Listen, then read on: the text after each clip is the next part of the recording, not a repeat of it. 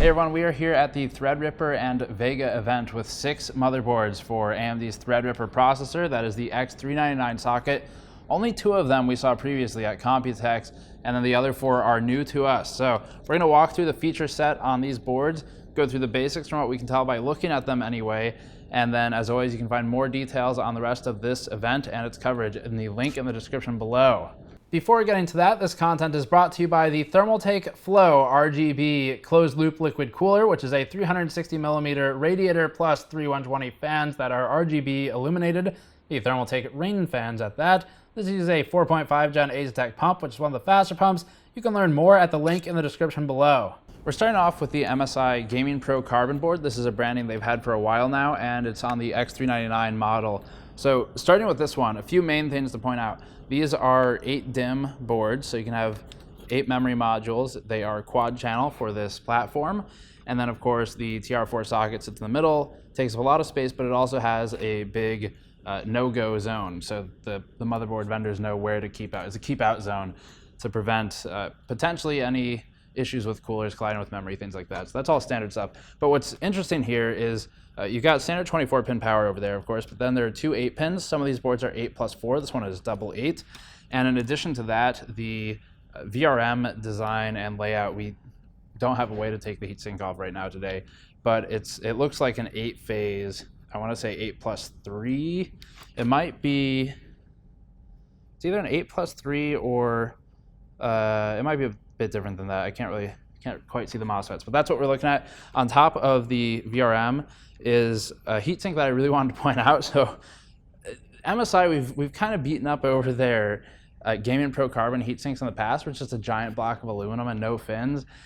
And sure, aluminum will cool better than no aluminum, but a giant block doesn't really do anything for you.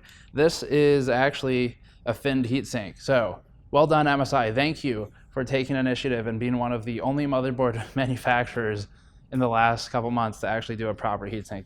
So it's got a fin stack here. You can actually get some cooling through there. It is actually a pass-through fin on this center area too. So good to see that. Like to see that more from other manufacturers, especially following X299. And then for moving on to the PCIe slots, I wanted to point this out as well. So these are actually really well spaced this time. A lot of these boards where you have tons of PCIe slots, they tend to collide with one another once you start using 2-slot or higher cards, which are most cards on the market. This one's spaced in a way that you can do dual slot, dual slot, dual slot all the way down. And the only time you're going to run into an issue is if you have like a 2.5 slot card or reading this 7-segment display in the bottom corner if you have a card in that bottom slot, because you're going to cover that. And that's obviously a fairly critical piece of hardware, so you don't want to cover that. So that could probably be positioned a bit better, but that's what they've got on there. And then under each, or between each of the slots, is an M.2 space. So there are 2260s on either side here, and a 2280 form factor right there. And then the ones with the 2260s have the PCIe smaller slots. And then as far as wiring, let's see what that looks like. So the top PCIe slot is hardwired for 16. The next 16 is down here. That would be the 3rd slot. And then the other 2 are by 8. So 16 by 8, 16 by 8 is the configuration, and Threadripper supports 60 PCIe lanes, not counting the 4 going to the chipset, or counting the 4 going to the chipset, 64 total.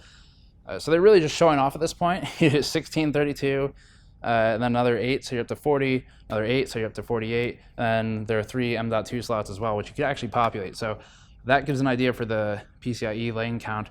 Actually, there's another header I didn't notice till just now. This is a 6-pin. I am pretty sure, yes, PCIe power.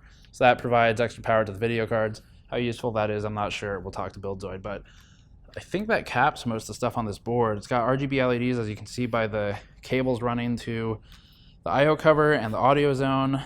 And then other than that, we've got 1, 2, 4, 6, 8 SATA 3 ports, 2 USB 3.0 headers, pre-overclock, reset and power buttons, and then an onboard USB slot as well if you prefer those to the backside. But let's move on to the next board now. I think we're going to look at the ASRock X399 Tai Chi next. So here's the ASRock X399 Tai Chi. This will be one of ASRock's flagships, as it normally is with this branding. And this board is another one, so it's again 24-pin, but then 8-pin over here, and then hidden up here is a 4. So it's 8+4 for the EPS 12-volt power. That's something we've seen on some of the X399 boards as well, and I'm thinking that 8+4 is probably what the Threadripper reference requirement is, and then to the people who do double 8s are just going above and beyond for overclocking or whatever, whether or not it's actually necessary. Again, 8 DIMMs, again quad channel, big thick block of aluminum on top of the VRM, which covers both the chokes, the inductors that is, and the FETs. And it looks like another, let's see, 1, 2, 3, 4, 5, 6, 7, 8. Looks like another 8-phase, I want to say. I can kind of see the MOSFETs in there. So I'm going to go ahead and call that as maybe another 8-phase. And then other than that, typical shielding for everything. I think there's an LED under this chipset cover, chipset heatsink. And then spacing for the PCIe slots is again double space. So you've got room for quad dual slot cards. And then once again, we are at by 16 by 8 by 16 by 8 for the PCIe lanes wired to the PCIe slots. So that's what we have there. Additional features include the 7-segment display again, kind of obscured by the 4th slot PCIe device. And next to that, there's reset and power button on the board, always nice to have. M.2 devices, 1, 2, 3 right there, with it looks like one of them being a 2280 at least. So that's what we have for PCIe devices. This one has a lot of fan headers as well. I'm seeing there's a ton of fan headers on this. So there's one in here hidden in this slot. There's one over here. There are 2 fan headers right here, so we're up to 4. And then we've got another one down here, so we're up to 5. I don't think this board is the one with the most, but it has a good amount. Let's see, any other items of note on this board? I suppose we can go over the I/O. So there's U.2 support, which getting a bit more popular, kind of at the tail end of where it needs to be.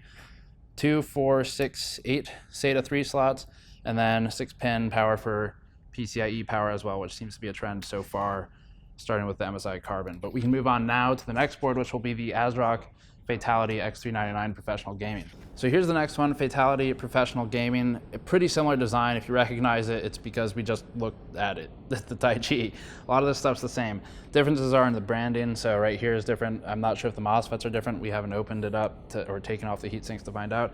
Just like the last one, we've got a heat pipe routed for the cooling solution, which is just 2 large aluminum blocks, heat pipe between, and cooling for what looks like I don't know, about the same size VRM as, probably the same VRM as the last board, but we'll find out more later. Beyond that, more well-spaced PCIe slots. Thank you to the manufacturers for finally doing this. So 4 slots. Again, they are wired 16.8, 16.8. And then other than that, everything really looks pretty much the same on this board. There's fan slots are the same. U.2 again, same SATA 3 slot count. Same PCIe, extra power header, and then an 8+4 for the EPS 12 volt, with differences being things that we can't see or can't quantify right now. But, well, aside from the heatsink cover, that is, for the chipset. So that's the Fatality board, the Pro Gaming. A couple more to go through. The next one that's new is the Gigabyte Horus Gaming 7, which is spelled incorrectly on this title card. So this is the Horus Gaming 7, and this one, I'm not sure if this, I don't think this is the one we saw at Computex. Either way, it's a lot more developed if it is. A couple different things here. So they've gone with the full PCIe and memory reinforced slots, which is partly a looks marketing thing, partly a function thing. So 8 DIMMs, quad channel. They're LED illuminated for all 8. LED illumination on some of the other devices on here, including PCIe, I think. And then PCIe spacing is not quite as good on this one, but you could still do the same thing. So 1, 2, 3, 4, 5 PCIe slots with one dead center here that you're obviously not going to utilize if you're doing a bunch of dual slot cards. And these are wired 16.8, 4, 16.8 with 2 2280 M.2 slots here. What looks like a 2260 over here that you could remove. It's part of the heatsink, so it kind of blends. And then for additional features, they are running, or core features even, an 8+4 EPS 12 volt, a ton of fan headers, actually more than the previous boards. 1, 2, 3, 4, 5 PWM headers in the top right, in addition to 1 hidden down here, so we're up to 6 PWM, and that's not one right there. I think that's, oh, two more, 8 PWM. So at least 8 PWM fan headers on here, which is a lot of fan headers. And then onboard USB for troubleshooting diagnosis, and another 7-segment display with pretty standard other features, 2, 4, 6, 8 SATA 3 slots. That pretty much wraps that board. So we got 2 left, which are really just gonna be refreshes of what we saw at Computex. So here's the Prime X399 board. The last one's the Zenith, which we showed at Computex. If you're curious about the Zenith, that one's not really changed, so you can check our Computex coverage for it. But the Prime board shown here is new to us. So heat pipe design on the heatsink. The heatsink routes over here for the VRM, or sorry, the memory VRM, and then over here for the core VRM. And then everything else is 8+4, couple 4-pin headers. This board looks a little more bare than the others. That's because it's an EATX board. It is actually wider, so stuff is spaced out more. PCIe slots, you have really 3 that are primarily usable. They are the reinforced ones, so top, center, bottom, with spacing, or with a assignment of 16, 8, 16, 8, and a 4 right there. Yes, a 4 right there. And then actually a pretty massive heatsink under here, which is that a fan? There's a fan in there. Are there fans on these other ones? I think that's the only one with a fan on it. No, both ASUS boards have fans on them. Right down there, it looks like a little 60 mil or 80 mil. It's not 80, it's a 60 maybe. Tiny fan in there, 40, I don't know. And that's just sitting on top of the I/O, rear I/O, and it bridges into the memory heatsink, which is of course connected by heat pipe to the core VRM heatsink. So that's actually really cool. ASUS is going with active cooling on their VRMs for this board. Maybe that's what, I don't know, maybe that's what DeBauer was looking forward to with the new VRM design, because it's actively cooled, so hard to screw that up. But yeah, so this is the Prime X399. I think we've covered pretty much all the stuff here to see. U2, 6 SATA 3 slots, some USB 3, all the standard features. Last board here is the one we showed at Computex, which is the Zenith board. And this is their flagship for X399. It's got a chipset cover here, LEDs, and then everything else is just a beefed up version of the Prime. So 2 8-pin power headers, looks like the same VRM, the same cooling solution, a bit different cover panel with an OLED readout right there. And then everything else, PCIe slots are a bit different. Yeah, PCIe is a bit different. All reinforced, 4 of them, and they are 16.8, 16.8 with a 4 there. And other features, U.2, 6 SATA 3, and nothing else special that I'm seeing right now. I would have to actually test it. Oh, you know, there is one more thing. The DIMM M.2 slot here, so that you can mount M.2 devices into a memory DIMM, basically. So, cool stuff. That's all of them, though. 4 dip switches. We'll cover this stuff more in person once we've got the Threadripper sample and the boards in hand to test. Maybe have Buildzoid look at a few of them for the VRM analysis. Thank you for watching. As always, you can subscribe for more. Patreon.com/GamersNexus to help us out directly. GamersNexus.net for full coverage, as always. Or you can pick up a shirt like this one, the anniversary edition, on GamersNexus.squarespace.com. Thank you for watching. I'll see you all next time.